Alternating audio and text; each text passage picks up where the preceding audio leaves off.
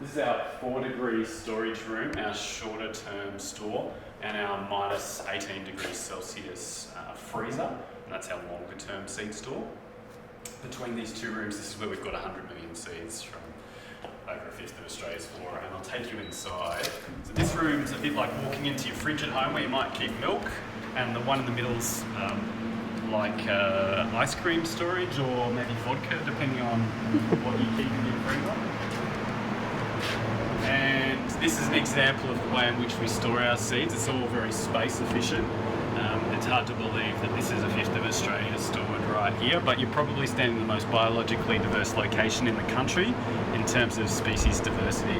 Right, so this is how we store all our seeds in these little foil envelopes, and our small packets are small volumes of seeds and our large packets large volumes of seed.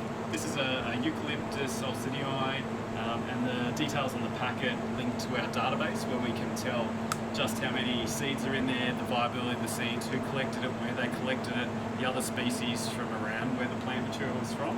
And ideally, if we've dried the seeds down in the room outside and dropped them into the right storage environment, we can keep the seed alive for several hundred years and possibly several thousand years with the right combination of environments. So this is a pretty cool collection.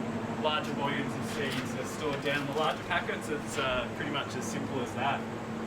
Your plans for setting this up, and like what was your inspiration? Like it's such a stunning architectural place to be, and you know, like it is really quite dazzling. It does feel like a scientific monolith, and I guess I just kind of want to know your inspirations for just the kind of beauty and sci-fi look of it all. A great question. I suppose there's two parts or two ways to answer that. One is I'm passionate about plants, and I want to make sure that my children and their children and their children have a fantastic place, a fantastic planet that's well looked after. But I also wanted to make sure that people saw our organisation's science as being accessible and real, and you can't do that by locking people outside a building. We wanted the public to be able to come inside and look at our science programs, see our scientists at work, understands that our collections are physical and real, and they're not just stored and then untouched.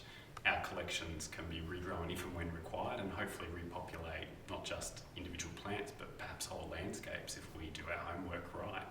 So one day the idea is that this facility here inside our seed vault has all of Australia's 25,000 species captured, and that we can do great things by making that plant material available to restore environments and make sure that every one of them is protected and we don't have a further extinction from